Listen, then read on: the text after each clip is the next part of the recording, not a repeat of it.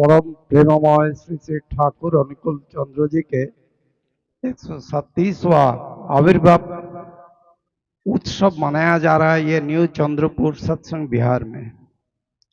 इस उत्सव में उपस्थित हुए भक्त दादा लोग, भक्तिमती माता लोग और मेरे छोटे छोटे स्नेह भाजन सभी को मेरा राह आनंदित जय गुरु।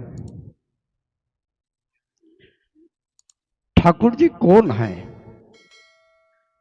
युग युग में जो अवतीर्ण होता है युग पुरुष, वर्तमान कलयुग में ठाकुर जी अवतीर्ण हुए हैं और उन्होंने भाव समाधि में बोले कितना ब्रह्मा विष्णु महेश्वर कृष्ण राम बुद्ध, कितना अल्लाह खुदा यीशु करोड़ों करोड़ों अवतार में सब कुछ हुआ था, ये मेरा अविराम गति है।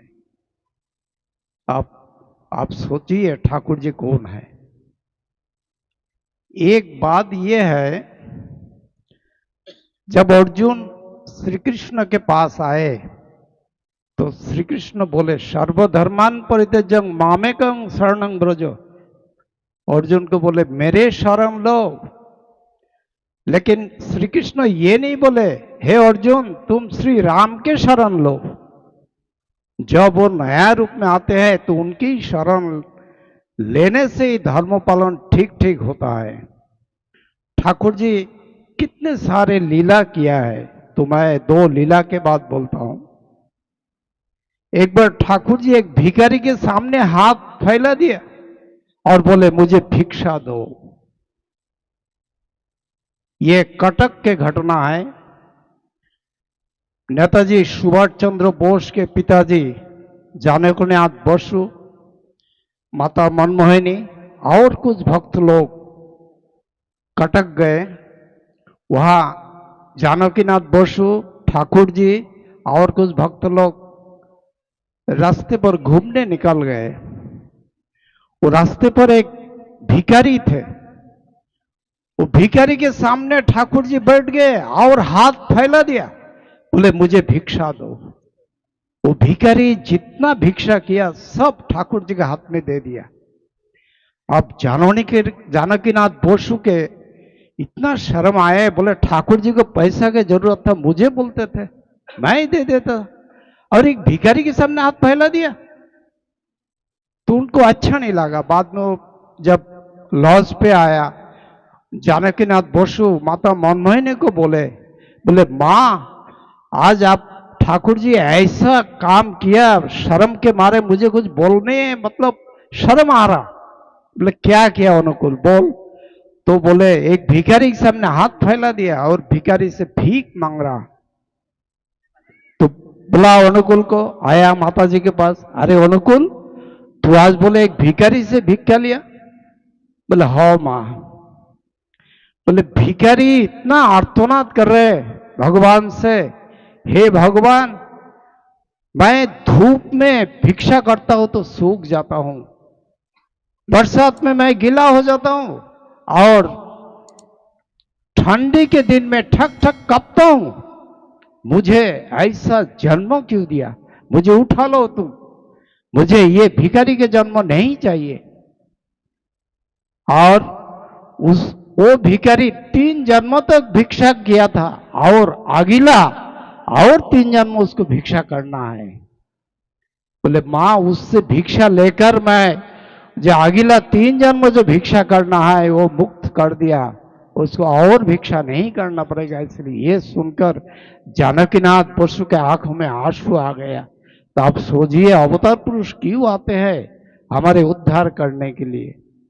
उनके जीवन के एक ही उद्देश्य हर मनुष्य के एक आदर्श मानुष बनाना, एक आदर्श पिता बने, एक आदर्श माता बने, एक आदर्श कन्या बने, एक आदर्श बहू बने। ठाकुर जी के आश्रम में एक बार आए हेमचंद्र मुखोपाध्याय। वो बहुत ही दारू पीते हैं और उनके परिवार से त्याग दिया, जो तुम निकाल जाओ, दारू मत पियो। इतना दारू पीते हैं, बस वो छोड़ के आ गए। फिर ये घूमते घूमते एक आश्रम दूसरा आश्रम, एक मंदिर दूसरा मंदिर, कहाँ पे भी वो दारू के बोतल देख के सब भागा देते। और वही दारू के बोतल हाथ में लेके आए आश्रम में। ठाकुर जी, आप मुझे थोड़ा जगह दीजिए, मैं रहना चाहता हूँ आपका आश्रम में। ठाकुर जी बोले, हाँ आप रहिए। अब ठाकुर जी खुद ही उनके लिए दारू आयोजन करते थे। तो एक दिन ठाकुर जी भक्त समावेश में बोले, जे हमें कभी भी अच्छा काम करना है तो अपना इष्ट देवता के स्मरण मनन चिंतन करके ही करना चाहिए। कभी कुछ खाना है तो उनको निवेदन करके ही खाना चाहिए। अब ये बात उनके दिमाग में आ गया। बोले, मैं तो प्रतिदिन ही दारू पीता हूं। आज क्या किया उन्होंने उन्होंने ठाकुर जी की दीक्षा नहीं लिए थे तब। वो ठाकुर जी के एक फोटो रखा, फोटो के सामने दारू के बोतल और 2 ग्लास लिया, ये दोनों ग्लास में दारू डाल दिया। अब 1 ग्लास ठाकुर जी को निवेदन किया, ठाकुर जी आप लीजिए, ठाकुर जी आप लीजिए, ठाकुर जी आप लीजिए। तीसरा बार बोलने के बाद उनके आंखों में आंसू आ गए, उनके सर में जो ऐसा एक परिवर्तन आ गया। बोले, जो मनुष्य हमेशा सब दूसरे के मंगल कुशल सुख शांति के लिए काम करते हैं और जिनके पास आने के बाद मनुष्य के जीवन वृद्धि के सब मूल्यांकन होता है, और उन कभी भी उन्होंने दारू नहीं पिया और उनको मैं दारू निवेदन करूं, अरे मेरे जैसा पापी इस दुनिया में और कोई नहीं है। बस उस दिन दारू के वो ग्लास भी फेंक दिया, बोतल भी फेंक दिया। अब दीक्षा लिया, फिर बाद में दीक्षा लेने के बाद अब दारू के जो नशा, वो नशा आ गया नाम ध्यान में। सुबह प्रतिदिन 4 बजे उठने का, ध्यान करने का, वही नशा में मग्न हो गया। फिर किसी को ठाकुर जी जैसा बोलते जाजन करके लोग संग्रह कर मनुष्य को ढूंढ ढांड के लेके आते, ठाकुर जी के पास दीक्षा दिलाते थे। तो ऐसी करके बहुत साल बीत गया। करीबन 20 साल के बाद एक दिन वही हेमदा के पीठ में भयंकर पेन शुरू हो गया। हेमदा भागते भागते ठाकुर जी के पास आया, ठाकुर जी मेरा पीठ में बहुत दर्द हो रहा। ठाकुर जी कारण पुरुष वो सब जानते हैं। फिर बोले, हेमदा आप मुझे 60 रुपया दे सकते? तो हेमदा बोले, ठीक है ठाकुर जी। तो उन्होंने वहां से निकल के फिर भक्तों के पास भिक्षा मांगना शुरू कर दिया। कोई 8 आना, कोई 1 रुपया, 8 आना 1 रुपया, ऐसा। इधर पीठ दर्द भी, बीच बीच में इतना झटका दे रहा, लेकिन वो भिक्षा भी कर रहा। ऐसी करते करते फिर बाद में देखा तो उनके 40 रुपया हो गया, अभी भी 20 रुपया कम है। तो बोले, ठीक है घर जाता हूं, मेरे पास तो भी हाई पैसा, वहां से 20 रुपया मिलाकर 60 रुपया ठाकुर जी को दे देता हूं। घर में जब गया, वो पीठ में इतना भयंकर पेन शुरू हो गया, वो बिस्तर पे सो गया। और बिस्तर पे जैसे ही सो गए, बस इधर ठाकुर जी देख रहे हेमदा नहीं है, क्या हो गया, कहाँ गया। फिर ठाकुर जी उनके डॉक्टर प्यारीदा को बुलाया, अरे प्यारी एक काम करो, देखो जरा हेमदा कहाँ है, वो मुझे 60 रुपया देने वाला है, जल्दी उनको बुलाओ। तो जाते जाते इधर उधर देखा, प्यारीदा नहीं मिला हेमदा। फिर जा गया उनके घर में, देखा तो हेमदा बिस्तर पे सोए। अरे हेमदा, अरे उठिए, ठाकुर जी 60 रुपया देना है आपको, आप जल्दी उठिए। हेमदा सोया हुआ है। उसके बाद में जाके जब हिलाया, देखा तो हेमदा नहीं है, वो मर गए। उनके पल्स नहीं है, उनके हार्ट के स्पंदन बंद हो गया। फिर वो प्यारीदा सोचे, बोले ठाकुर जी को बता तो हेमदा मर गए। तो उन्होंने वहां से फिर ठाकुर जी की तरफ जा रहा, आधा रास्ता आने के बाद उनको दिमाग में आया, ठाकुर जी बोले 60 रुपया हेमदा देंगे, वो तो मर नहीं सकते। फिर दोबारा आधा रास्ता तो हेमदा के पास गया। जब गया तब देखा हेमदा के हाथ पैर हिल रहा धीरे धीरे, और थोड़ी बात उठ के बैठा।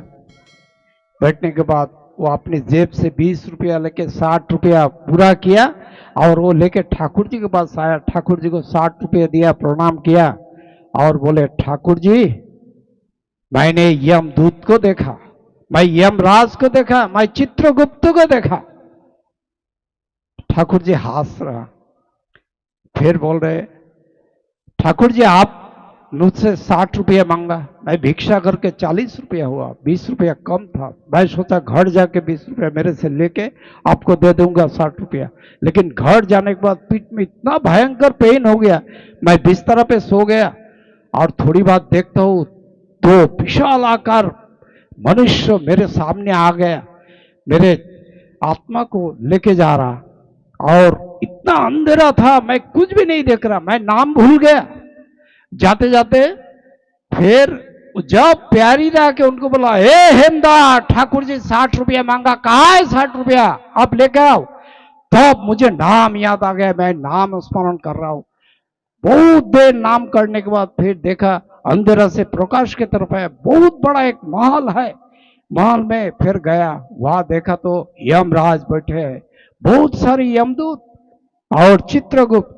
फिर चित्रगुप्त आके यमराज को कुछ तो भी बताया, और यमराज उनको जो यमदूत लेके गया उनको इशारा किया वापस, फिर मेरे को लाके छोड़ दिया। मैं सब देख के आया, ठाकुर जी ये हाय पुरुषोत्तम के लीला। अब जब ठाकुर जी के पास आया तो देखा तो उनके हार्ट अटैक आने वाला है, लेकिन कारण पुरुष हो नहीं बताया। उन्होंने बताया मुझे 60 रुपया दो।